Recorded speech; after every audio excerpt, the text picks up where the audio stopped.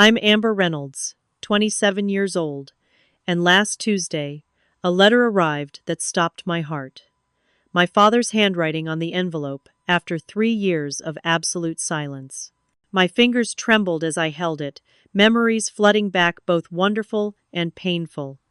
We'd been so close once, before the alcohol took him. Part of me wanted to tear it open immediately, but something felt off. The postmark was from Wyoming, a place he'd never mentioned. Before I tell you what happened next, let me know where you're watching from in the comments. Hit that like and subscribe button if you've ever received a message that changed everything. Trust me, you'll want to stay until the end of this story. My dad, Thomas Reynolds, was my hero growing up. He was the kind of father who never missed a soccer game, who taught me to fish on summer weekends at Lake Winnipesaukee, and who cried openly when I got my acceptance letter to Boston University. I can still see his proud face when he taught me to drive in his old blue Ford pickup, patiently explaining how to feel the clutch engage as my 14-year-old self stalled for the 20th time. "Patience, Amber," he'd say. "You'll get it when you're ready." That was his mantra for everything: patience and persistence. When my parents divorced, I was 14. It wasn't dramatic at first. Mom and Dad sat me down at our kitchen table and explained they'd grown apart but would always be my parents together. My mom, Eleanor, got primary custody, but Dad was there every weekend, holidays, and random Tuesday nights when he'd surprise me with takeout and help with my homework. The trouble started when he lost his job at the architectural firm where he'd worked for 20 years. He was 48 and suddenly found himself overqualified for entry-level positions, but unable to find management roles in a changing industry. I was in my sophomore year at BU then, watching from afar as he slowly unraveled. It started with a glass of whiskey in the evenings to take the edge off after disappointing job interviews. Then 2 glasses. Then the whole bottle. Our weekend fishing trips became less frequent, replaced by him sleeping in or having not slept well the night before. The first time I smelled alcohol on his breath before noon, I confronted him. He laughed it off, said it was mouthwash. I pretended to believe him. That was my first mistake, not pushing harder when I first noticed the signs. By my senior year, our relationship had become a tightrope walk. Some days he was my old dad, charming, funny, full of stories and advice. Other days he was irritable, forgetful, making promises he couldn't keep. He'd miss phone calls, then call at 3 a.m. with slurred apologies I could barely understand. Mom tried to shield me from the worst of it. "Focus on school, honey," she'd say. "Your father's going through something, but he'll find his way back." I clung to that hope through 4 years of watching him deteriorate. The breaking point came at my college graduation party. Mom had rented a pavilion at a local park, invited all our family and friends. Dad had promised to be there, sober, to give a toast. He showed up 2 hours late, stumbling and reeking of alcohol. I pulled him aside, begging him to leave before he embarrassed us both. That's when he turned on me. "You're ashamed of me," he slurred, loud enough for nearby guests to hear. "My own daughter thinks she's too good for her old man now that she's got a fancy degree." "Dad, please," I whispered, tears stinging my eyes. "Not here, not now." "Where then, Amber? When? You never have time for me anymore. Always too busy with your new life, your new friends who don't know you're the daughter of a failure." His words cut deeper than any knife, not because they were true, but because I realized the alcohol had twisted his perception so completely that he couldn't see how much I still loved him, how desperately I wanted him to get better. "Don't contact me until you're sober and ready to apologize," I said finally, my voice breaking. "I can't do this anymore." He left without another word. That was the last time I saw him, 3 years, 2 months, and 16 days ago. At first, I tried to find him, called his cell phone until it was disconnected, checked his apartment only to find it emptied, rent unpaid for months. His old friends and coworkers hadn't heard from him. It was as if Thomas Reynolds had simply vanished. After 6 months of searching, I had to accept that he didn't want to be found. That perhaps the best thing I could do was respect his choice and focus on building my own life. And I did. I threw myself into my career as a graphic designer, eventually landing a position at a respected advertising agency in Boston. I made new friends, started dating Michael, a kind and stable software engineer who never raised his voice or made promises he couldn't keep. I found a good therapist who helped me understand that my father's addiction wasn't my fault, that I couldn't have saved him if he wasn't ready to save himself. 2 months ago, I achieved a milestone I'd always dreamed about. I bought my first apartment, a small but charming one-bedroom in Somerville with a bay window perfect for reading. The day I got the keys, I stood alone in the empty space and found myself wishing Dad could see it. Could see me. Despite everything, there remained a Thomas-shaped hole in my life that nothing else could quite fill. I'd made peace with the fact that he might never reappear, that the last words we exchanged might remain those angry ones at my graduation. I told myself I was okay with that ending to our story. Then the letter arrived. It was an ordinary Tuesday in May. I'd spent the morning in back-to-back client meetings, then grabbed lunch at my desk, a sad salad that had wilted by the time I got to it. When I checked my mailbox on the way home, it was mostly bills and flyers. Then I saw a cream-colored envelope with my name and address written in the familiar sloping handwriting I'd know anywhere. My dad always had distinctive handwriting, large, confident letters that tilted slightly forward, as if they were leaning into the future. This was his writing, unmistakably, but something about it seemed forced, like someone trying too hard to make each letter perfect. I stood frozen by the mailboxes, other residents squeezing past me with annoyed glances. The return address showed a P.O. box in a town called Riverton, Wyoming. As far as I knew, my father had never set foot in Wyoming.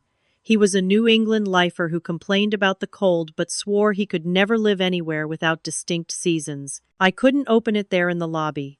This moment felt too private, too important. I walked to a small coffee shop 2 blocks away, ordered a latte I didn't really want, and found a quiet corner table away from other customers. My hands trembled as I carefully opened the envelope, trying not to tear what felt like the most precious document in the world. Inside was a single sheet of paper, covered front and back with the same handwriting as the envelope. "My dearest Amber," it began.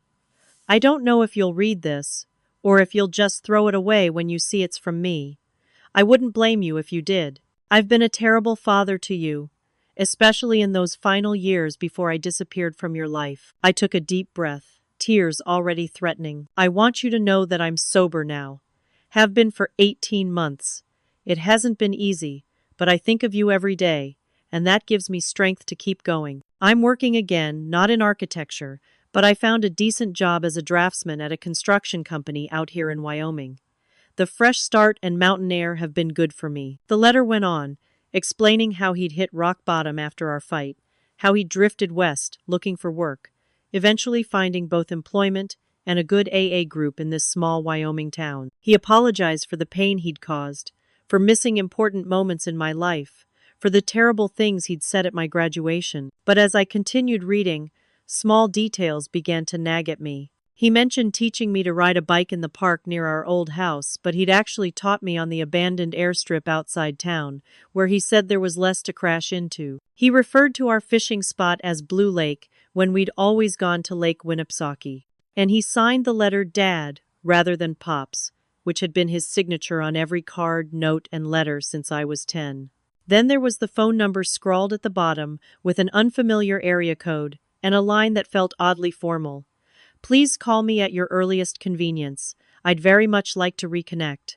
My father had never used phrases like, "at your earliest convenience" in his life. His usual sign-off was, "Call me, kiddo." I reread the letter 3 times, emotions warring inside me. Joy that he was alive and sober. Relief that he wanted to reconnect. But underneath, a growing unease I couldn't quite place. "Are you okay?" The voice startled me. The barista, whose name tag read Riley, stood beside my table with concern in her eyes. "You look like you've seen a ghost." "In a way, I have," I said, hastily wiping tears I hadn't realized were falling. "It's a letter from my dad. We haven't spoken in years." Riley nodded sympathetically. "Family stuff is complicated. Can I get you some water or anything?" I accepted the water, grateful for the simple kindness from a stranger. By the time I left the coffee shop, rain had started falling gentle at first, then harder as I walked the 6 blocks home. The letter was tucked safely in my purse, but its contents swirled in my mind like the storm water rushing down the gutters. At home, I called Michael. We'd been dating for 2 years, and he knew most of the story with my father. "That's amazing news, Amber," he said cautiously, after I told him about the letter. "But you sound uncertain." "Something feels off," I admitted. "There are details he got wrong. And since when does my dad live in Wyoming?" "People change," Michael suggested. 3 years is a long time. And maybe the sobriety has changed him? Made him more formal? Maybe, I conceded. But why now? Why not reach out a year ago, when he first got sober? "What are you going to do?" Michael asked. I stared at the letter on my kitchen counter. "I'm not sure yet. I think I need to do some checking before I call this number." "That's probably smart," he agreed. "Take it slowly. And Amber? Whatever you decide, I'm here." After we hung up, I Googled the area code from the phone number. It was indeed from Wyoming. I stared at the ceiling that night, sleep impossible as questions multiplied in my mind. Part of me wanted desperately to believe this was really my father, reaching across the years and miles to rebuild our relationship. But another part, the part that had been hurt before, whispered caution. I kept rereading the letter, my unease growing with each pass. Beyond the factual errors, there was something about the tone that didn't sound like the father I knew. Even at his worst, he'd been warm, emotional, sometimes overly so. This letter felt calculated, as if written by someone trying to sound like a regretful, recovering alcoholic father. But if it wasn't from my dad, who could it possibly be from? And why? The next morning, I called my mother before heading to work. Mom had remarried 2 years ago to a kind history professor named Daniel, and they'd moved to Vermont, where they raised alpacas of all things. Despite the divorce, she'd always maintained a soft spot for my father. "Mom, have you heard anything from Dad recently?" I asked after our usual catch-up. There was a pause. "No, honey, not for years." "Why do you ask?" When I told her about the letter, she made a small, surprised sound. "Wyoming? Last I heard, someone thought they'd seen him in Arizona, but that was at least a year ago." "Arizona? Not Wyoming?" "That's what I heard from Betty Colton, you remember her? She worked with your father at the firm. She has a cousin in Flagstaff who swore he saw Thomas at a hardware store there. But it was just a glimpse. Could have been anyone." My stomach tightened. The letter mentioned some things that seemed wrong, like he called our fishing spot Blue Lake instead of Lake Winnipesaukee. "That's strange," Mom agreed. "Your father loved that lake. He'd never get the name wrong." After we hung up, I sat at my kitchen table, thinking. The inconsistencies were piling up. Why mention Arizona to my mother, but Wyoming to me? I searched online for Thomas Reynolds, Wyoming, but nothing relevant appeared. I tried adding architect and draftsman, still nothing. I found the website for the town of Riverton, even called their Chamber of Commerce, asking if they knew of any drafting or construction companies that might have hired a Thomas Reynolds in the last year or two. The helpful woman on the phone promised to ask around and call back, but I wasn't holding my breath. Next, I called Robert Carson, my dad's best friend since college.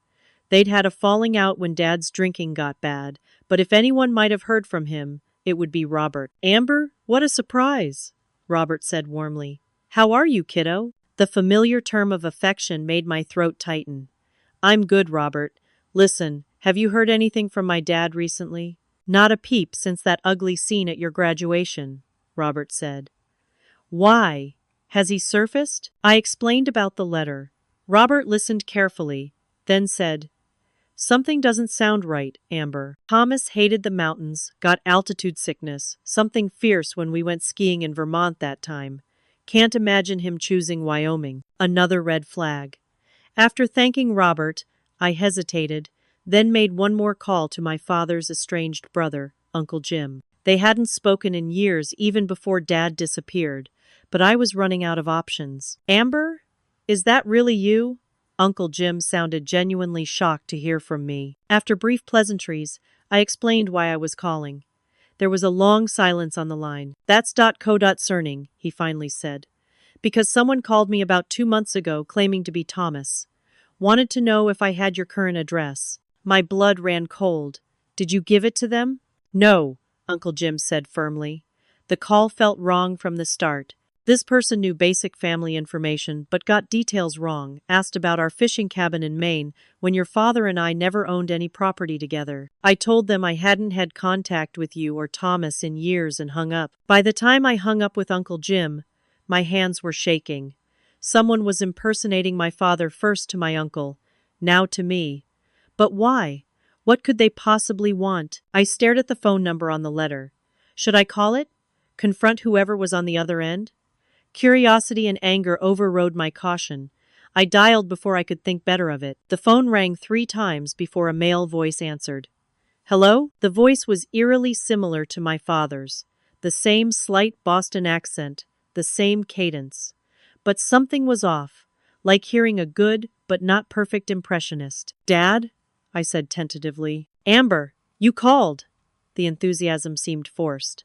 "I was hoping you'd reach out after getting my letter." "I got it," I said carefully. "It was unexpected." "I know, sweetheart. I'm sure you have 1,000 questions." I did have questions, but not the ones he might expect. "How have you been feeling? Still getting those migraines?"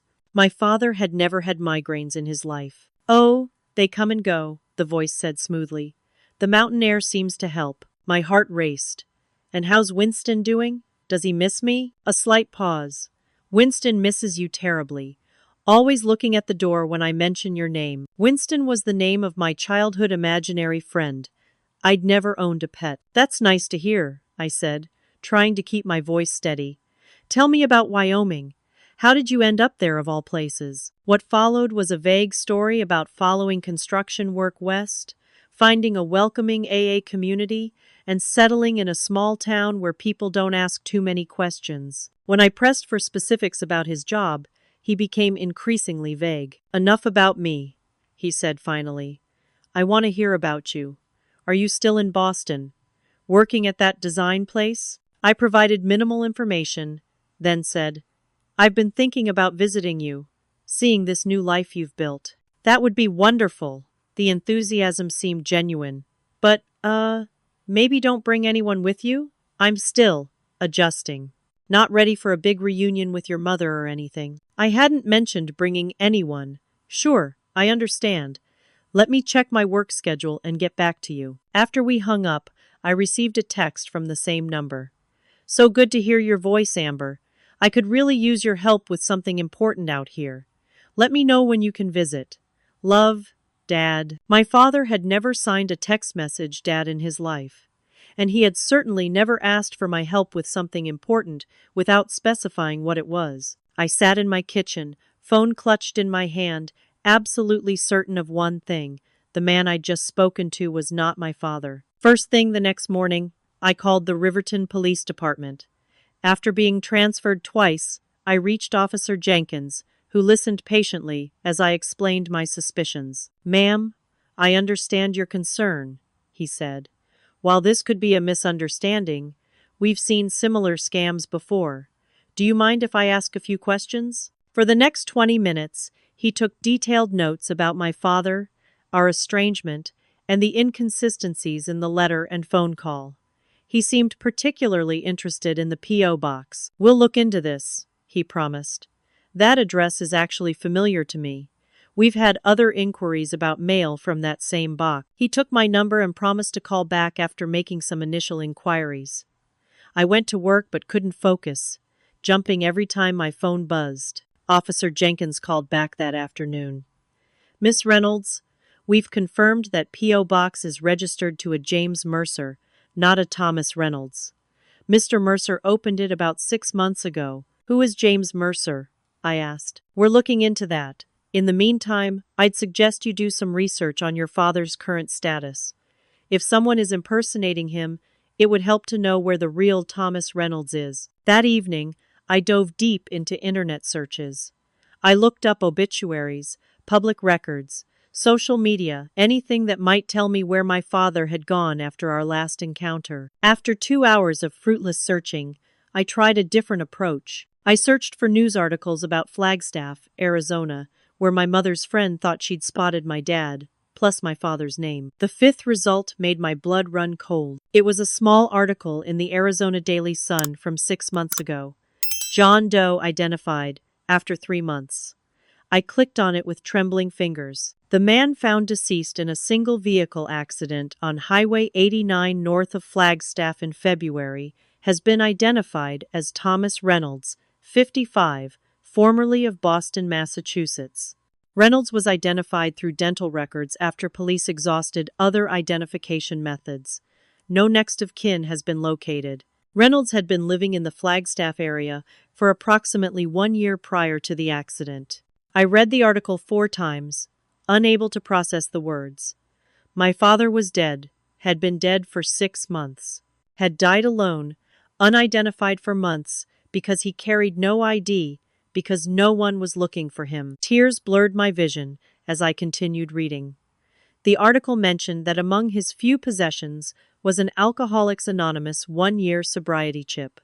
He'd gotten sober after all, without me knowing, without me supporting him through it. I called Officer Jenkins back immediately, my voice breaking as I explained what I'd found.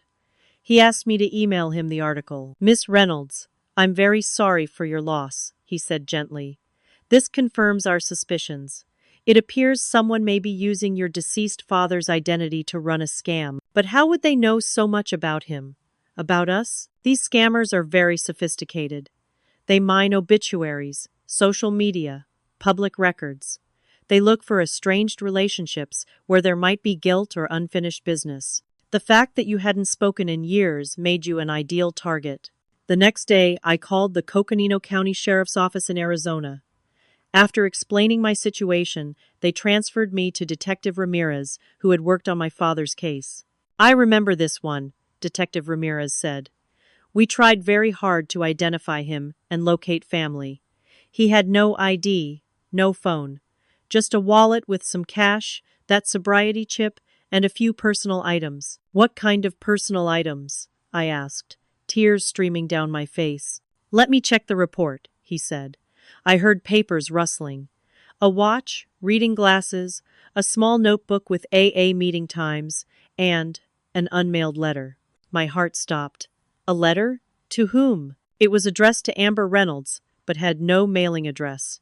Just the name on the envelope. We had no way to locate you. Can I? Is there any way I can see that letter? My voice broke. Detective Ramirez's tone softened. Given the circumstances, I think we can arrange that. We'll need to verify your identity, of course. The personal effects are still in evidence storage. Thank you, I whispered. Was there? Did the accident report say anything about how it happened? Single vehicle accident on an icy road. No alcohol in his system. He appears to have lost control on a curve. If it helps, the medical examiner believed death was instantaneous. It didn't help. Nothing could help with the crushing realization that while I was building my new life, my father had been rebuilding his too, getting sober, writing me letters he never sent, and then dying alone on an Arizona highway with my name in his pocket. When I hung up, I broke down completely. Michael found me that way when he came over after work, curled on the kitchen floor, surrounded by printouts of the article, sobbing uncontrollably. He was trying to come back to me, I kept repeating. He got sober. He was trying. Michael held me, not offering empty platitudes, just solid warmth and presence. When I could finally speak coherently, I explained everything, the obituary, the detective, the evidence that my father had died, trying to put his life back together. And now someone is pretending to be him, I concluded, anger beginning to replace shock, using my grief and guilt to, what? Scam me somehow? You need to call Officer Jenkins back, Michael said. Tell him everything you've learned. I did. Officer Jenkins was disturbed by the connection. This confirms our suspicions, he said. We believe you're being targeted by a group that specializes in what we call grief fraud. They identify recently deceased individuals, particularly those with estranged relationships, and impersonate them to extract money from family members. But how would they even know about my father's death? About me? Obituaries, social media, public records. These groups are sophisticated. They may have seen the Arizona news story about an identified John Doe, done some digging to find out who he was, and then researched to find his next of kin. What do they want? Money? Eventually, yes. They build trust first, create an emotional connection, then manufacture some emergency requiring funds. Medical bills are common. Or legal troubles, something that plays on your guilt and desire to help. I thought about the text message. I could really use your help with something important out here. What should I do? I asked. We'd like to set up a sting operation, Officer Jenkins said. With your cooperation, would you be willing to continue communication with this person under our guidance? The idea of continuing to talk to the monster impersonating my dead father made me physically ill. But the thought of them getting away with it, potentially victimizing others, was worse. Tell me what you need me to do, I said. The next day, I sat in a small conference room at the Boston Police Department's District D4 station. Detective Lisa Monroe from the Fraud Division sat beside me, while Officer Jenkins from Wyoming joined by video call. They'd coordinated after discovering this scam crossed state lines. We need you to call the suspect, Detective Monroe explained. Act interested in visiting, but hesitant. Say you need financial help to make the trip. We want to see if they'll flip the script offer to send you money to facilitate the visit. Why would they do that? I asked. It's a common tactic, Officer Jenkins explained. They send you a check, ask you to deposit it, and then wire a portion back to them for some reason. By the time the check bounces, they have your money, and you're left owing the bank. The plan made me uneasy, but I agreed. With trembling fingers, I dialed the Wyoming number. Detective Monroe recorded the call while Officer Jenkins listened in. Hello? The fake Thomas answered on the second ring. Hi, Dad, I forced myself to say. I've been thinking about your letter. Amber, I'm so glad you called back. Have you thought about visiting? Following the detective's coaching, I expressed enthusiasm about a reunion, but mentioned financial concerns about the trip. My car needs repairs, and flights are so expensive right now. Don't worry about that, sweetheart, he said smoothly. I can help you out. I've been saving up, and nothing's more important than seeing you. For the next 15 minutes, he spun a convincing performance of a father eager to reconnect, gradually working the conversation toward a financial solution. I could send you a check to cover your travel expenses, he offered. I received a good settlement from a work injury, so money's not a problem right now. Detective Monroe nodded encouragingly. That would be amazing, I said, hating every word. But I thought you needed my help with something? He hesitated. Well, yes. Once you're here, I could use some assistance with a medical situation.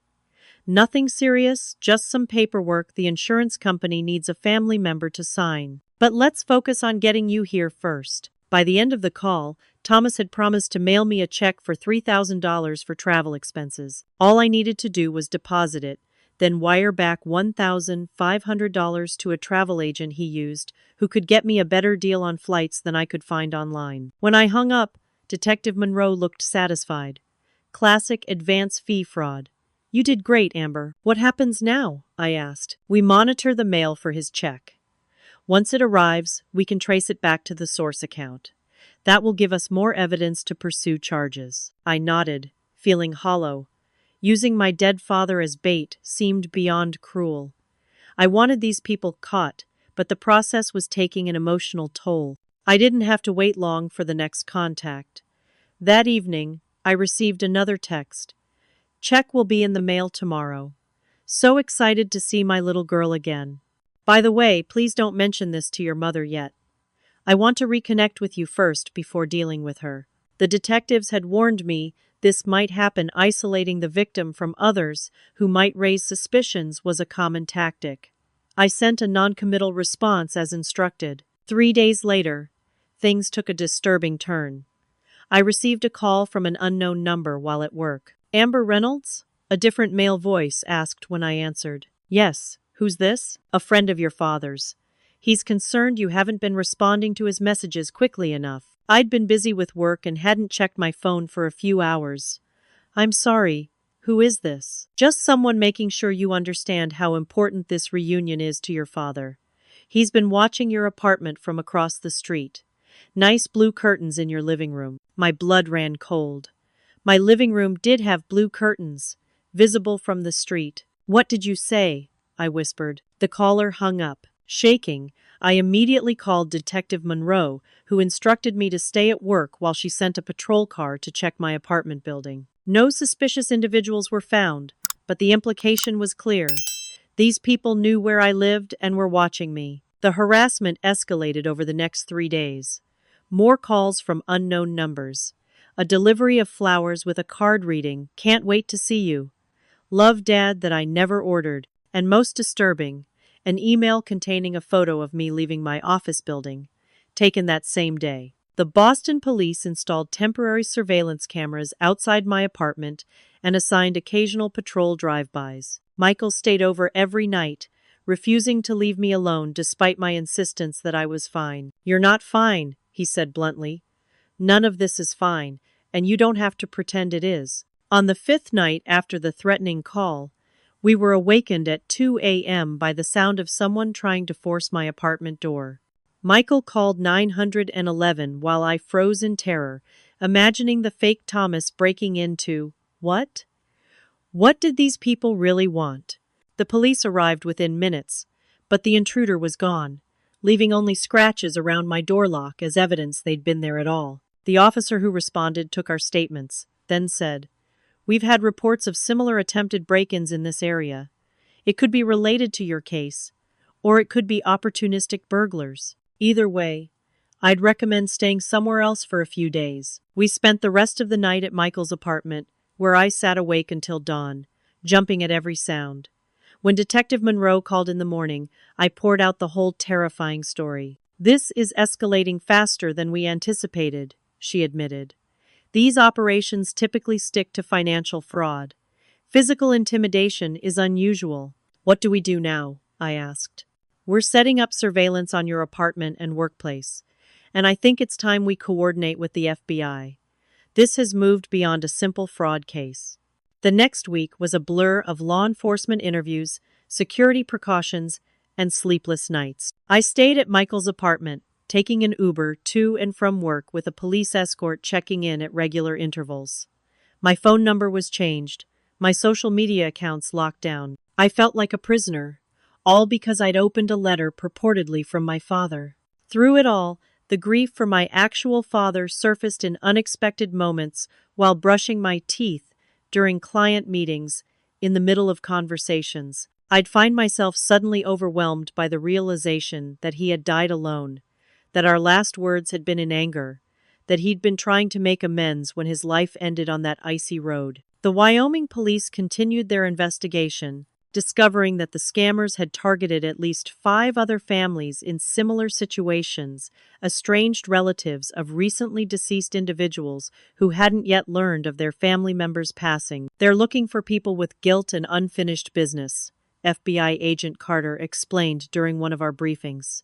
"People who might be eager to believe their estranged loved one has reappeared, eager enough to overlook inconsistencies or red flags." People like me, I thought. Despite my initial suspicions, part of me had wanted to believe it was really my father reaching out. Wanted it so badly, I might have fallen for the scam, if not for those specific details they got wrong. "You helped us identify a pattern we weren't seeing before," Agent Carter continued. "There have been cases across multiple states, but until now, we didn't connect them." A week after the break-in attempt, Wyoming police made a significant breakthrough.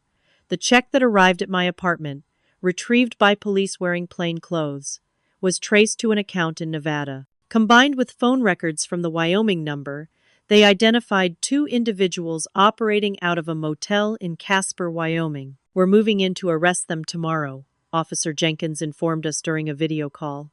"We have enough evidence now to charge them with fraud, identity theft, and harassment." "Will I need to testify?" I asked, the thought filling me with dread. "Eventually, yes," Agent Carter said, "but that's months away. For now, your part is almost done." Almost, but not quite. There was still one more call I needed to make, a final confrontation with the person who'd been impersonating my father, now monitored by the FBI, to gather last-minute evidence before the arrest. Let him think you're still interested in visiting, Agent Carter coached. We want to get as much information as possible about their operation. The call was the hardest thing I'd ever done. Pretending enthusiasm about seeing the man who'd exploited my grief and terrorized me made me physically ill. But I got through it, extracting details about where we would meet, how long I should plan to stay, and what paperwork I would need to help with all valuable evidence for the prosecution. When I hung up, I ran to the bathroom and threw up. Michael held my hair back, then wrapped me in his arms as I sobbed. "It's almost over," he whispered. "You're almost free." The next day, Officer Jenkins called with news of the arrests.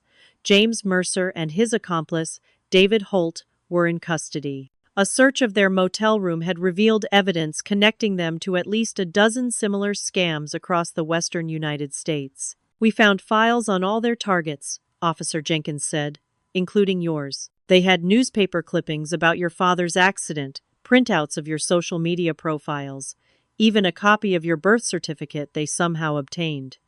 These guys were thorough and dangerous," I added, thinking of the break-in attempt and surveillance. "Yes," he agreed soberly.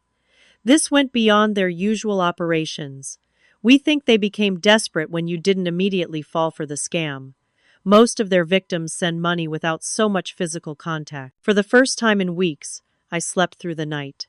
The nightmare wasn't over. There would be statements to give, possibly testimony at a trial, but the immediate danger had passed. The monsters impersonating my dead father could no longer reach me. In their place came a new wave of grief, no longer complicated by fear and confusion. My father was gone, truly gone, and I needed to find a way to say goodbye. 3 weeks after the arrests, I flew to Arizona.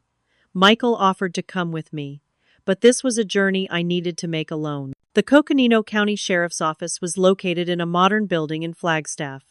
Detective Ramirez met me in the lobby, his handshake warm and firm. "Thank you for coming all this way," he said. "I've prepared everything as you requested." He led me to a small conference room where a cardboard box sat on the table. "These are your father's personal effects," he explained. "Since you've been verified as next of kin, they're yours now." I nodded, unable to speak past the lump in my throat. "The letter is in a separate envelope," he continued, pointing to a manila envelope beside the box. "Take all the time you need. I'll be outside." When he left, I sat staring at the box for several minutes, gathering my courage. Finally, I opened it. Inside were the items exactly as described in the report. A worn leather wallet containing $86 in cash and no identification. A stainless steel watch I recognized as the one my mother had given him for their 10th anniversary. Reading glasses with one arm slightly bent. A small notebook filled with meeting times and one-line daily reflections in my father's handwriting. And at the bottom, the gold AA 1-year sobriety chip. I held the chip in my palm, its weight substantial despite its small size. 1 year. He'd made it 1 year. I closed my fingers around it, pressing it into my skin as tears flowed freely down my face. After composing myself, I opened the manila envelope. Inside was another envelope, smaller, cream-colored, with amber written on the front in my father's actual handwriting. Not the forced imitation from the scammer's letter, but the natural, slightly messy script I remembered from birthday cards and notes in my lunchbox. I carefully opened it, unfolding 2 pages of notebook paper covered in the same handwriting. "My dearest Amber," it began, and I had to stop, breathe deeply, before continuing. "If you're reading this, I've finally found the courage to send it. It's been 2 years, 4 months, and 13 days since I last saw you, since I ruined your graduation party, and you told me not to contact you until I was sober. You were right to set that boundary. I was a disaster, drowning in alcohol and self-pity, blaming everyone but myself for what my life had become. It took losing you to finally hit my rock bottom. After that night, I drifted for months, moving west with no real destination in mind. Ended up in Flagstaff when my car broke down and I couldn't afford to fix it. Found a construction job, a room in a boarding house, and eventually an AA meeting. I've been sober now for 1 year, one day at a time, as they say in the program. Step 9 is making amends to those we've harmed, but I've been putting off writing to you because I was afraid. Afraid you'd throw this letter away unread. Afraid you'd read it and still want nothing to do with me. Afraid to face how badly I hurt the person I love most in this world. But my sponsor says courage isn't the absence of fear, it's acting despite it. So here I am, terrified but writing anyway. I'm sorry, Amber. Sorry for all the broken promises, the missed calls, the embarrassing scenes. Sorry for the terrible things I said at your graduation. You were never ashamed of me. I was ashamed of myself and projecting that onto you. You deserved a father who supported your dreams, not one who resented your success because of his own failures. I don't expect forgiveness. I don't even expect a response. But I want you to know I'm doing better. I have a steady job now. A small apartment with a view of the mountains. I've started drawing again, nothing professional, just sketches to keep my hand in. I think about you every day and hope you're thriving in that design career you worked so hard for. I've been saving up for a bus ticket to Boston. Thought maybe by spring I'd have enough to come see you, if you're willing. Just to talk. Maybe get a coffee. No pressure for more than that. I understand if you say no, but I hope you'll consider it. Either way, please know that I am so proud of the woman you've become, and so sorry for the ways I failed you. All my love, always, Pops. The final paragraph blurred as tears dripped onto the page. He had been planning to come find me. Had been on his way, perhaps, when the accident happened. The timing was excruciating if he'd sent this letter instead of waiting, if I'd known he was in Arizona, if we'd reconnected even weeks earlier. But if was a useless word now. All the possibilities had narrowed to one unbearable reality. He was gone, and our reconciliation would never happen. After carefully placing the letter back in its envelope, I asked Detective Ramirez about my father's final resting place. The county provided a burial since no family came forward, he explained. It's in the Pineview Cemetery just outside town. I can drive you there if you'd like. The grave was simple, a flat stone marker with his name, dates of birth and death, and the words, "At peace." I sat beside it for a long time, talking to him as if he could hear me, telling him about my life, my work, my apartment with the bay window. I told him about the scammers who had been arrested, about Michael's unwavering support throughout the ordeal. I would have said yes, Dad, I whispered finally. To that coffee, to trying again. I hope you knew that somehow. Before leaving Flagstaff, I visited the AA group listed most frequently in my father's notebook. The members welcomed me warmly, sharing stories of Tom, who had been a regular for over a year. His sponsor, Bill, took me for coffee afterward. Your dad talked about you constantly, Bill said. Carried your college graduation photo in his wallet. He was so proud of you, but so afraid he'd mess things up beyond repair. He was working on making it right, I said. That counts for something. It counts for everything, Bill corrected gently. In recovery, we learn that we can't control outcomes, only our own actions and intentions. Your dad was doing the work. That's what matters. I returned to Boston carrying my father's watch, his sobriety chip, and his unsent letter. The items became the centerpiece of a small memorial space in my apartment, a shelf with his photo, these precious objects, and eventually a potted plant that grew and thrived as the months passed. The legal process ground forward. James Mercer and David Holt were charged with multiple counts of wire fraud, identity theft, and harassment. The FBI linked them to 14 similar scams targeting families of the recently deceased. I provided a video deposition that would be used at their trial. They'll likely plead out, Agent Carter told me during our last meeting. The evidence is overwhelming, especially with the files we found in their motel room. They're looking at significant federal time. 6 months after my Arizona trip, I received notification that both men had indeed accepted plea deals. Mercer received 12 years in federal prison. Holt, who cooperated extensively with investigators, received 8. It felt like justice, though no punishment could truly compensate for the cruelty of their actions. With the legal chapter closed, I focused on healing. My therapist helped me work through the complex grief of losing my father twice, once to addiction and estrangement, then permanently to death just as he was finding his way back. We talked about forgiveness, not just of my father, but of myself, for the words we'd exchanged at graduation, for the reconciliation that came too late. I started attending Al-Anon meetings, connecting with others who had loved alcoholics, learning that my experience was sadly common but not unique. It helped to share my story and hear others, to know I wasn't alone in the complicated tangle of love, hurt, hope, and loss. Unexpectedly, my relationship with my mother deepened through this ordeal. We began having weekly phone calls, reminiscing about the good times with my father, the man he had been before alcohol took hold. She shared stories I'd never heard, photos I'd never seen. Together we grieved the loss of who he had been and who he was becoming again at the end. "He loved you so much, Amber," she told me, during one tearful conversation. "Even at his worst. That never changed." "I know that now," I said. And I did. A year after discovering the truth about my father, I stood at his grave again. This time Michael was with me, his steady presence a comfort, as I placed fresh flowers against the stone marker. "I brought someone special to meet you, Dad," I said aloud. "This is Michael. You would have liked him.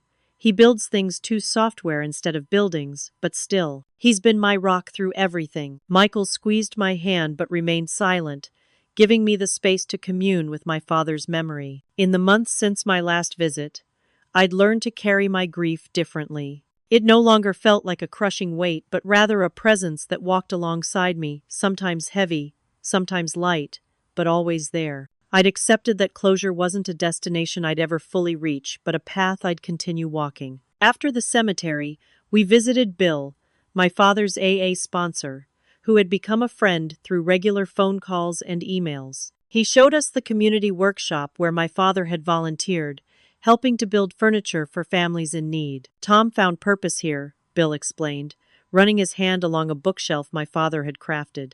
Said working with his hands again made him feel useful, connected to who he used to be. I traced the joints of the shelf, imagining my father's hands creating these precise angles, finding redemption in wood and nails when words had failed him. Back in Boston, I channeled my experience into something meaningful.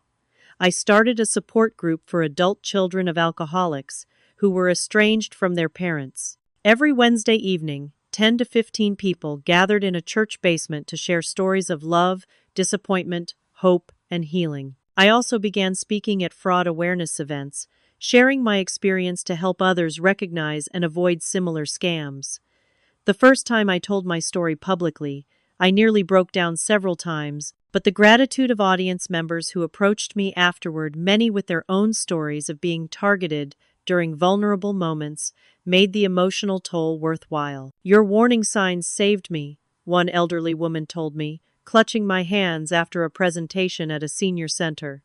"I got a call last month claiming to be my estranged son. Everything you described, the vague details, the urgent need for money, it was happening to me. I hung up and called my son's ex-wife. Learned he's alive and well in Florida. These monsters almost had me." These moments of impact helped transform my pain into purpose. The scammers had tried to use my father's death and our estrangement for profit. I was using the same painful experience to protect others. My career flourished as well. The graphic design position expanded into an art director role, allowing me more creative control and better compensation. I used part of my increased salary to establish a small scholarship at a local community college for students pursuing sobriety while continuing their education, a tribute to my father's dual journeys of recovery and self-improvement. Michael and I grew closer through the ordeal. Having seen me at my most vulnerable, he never shied away from my grief or tried to rush my healing. 6 months after our Arizona trip, he proposed during a quiet dinner at home. The ring came in a small wooden box he'd crafted himself, inspired by my father's woodworking projects. "I know he can't be at our wedding," Michael said, as I admired the simple but beautiful band, "but I wanted him to be part of this moment somehow." It was the most thoughtful gesture anyone had ever made for me, acknowledging that my father would always be part of my story, my heart, despite his absence.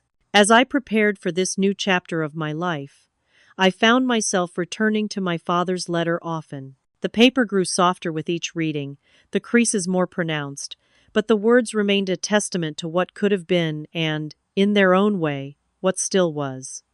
Love that persisted despite mistakes, despite separation, despite everything. One evening, as part of my ongoing therapy, I wrote my own letter to my father. Not to send, there was no longer an address that would reach him, but to express the things I wished I could tell him. I wrote about my forgiveness, my regret over our lost time, my gratitude for his struggle towards sobriety, even when it came too late for us. I wrote about the ways I saw him in myself, my perfectionism, my creative eye, my occasional stubborn streak. I wrote about my plans for the future, the family I hoped to build with Michael, the values from my childhood I wanted to carry forward. When I finished, I didn't know what to do with the letter. It seemed wrong to keep it in a drawer, unread. Instead, I took it to the small memorial space in my living room, folded it carefully, and tucked it behind his photograph. "I forgive you, Dad," I whispered, "and I hope, wherever you are, you've forgiven me too." The pain didn't disappear. There would always be moments of sadness, father-daughter dances at weddings, the birth of my first child, accomplishments large and small.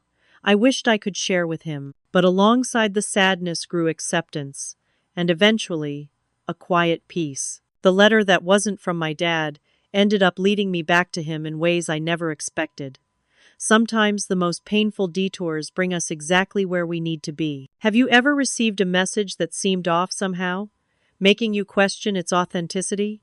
What small details tipped you off? I'd love to hear your experiences in the comments below. And if this story resonated with you in any way, please hit that like button and subscribe to my channel for more real-life stories about healing and resilience. Share this video with someone who might be going through a similar journey. Sometimes knowing we're not alone makes all the difference. Thank you for listening to my story. Remember, it's never too late to seek closure, even when it looks different than we expected.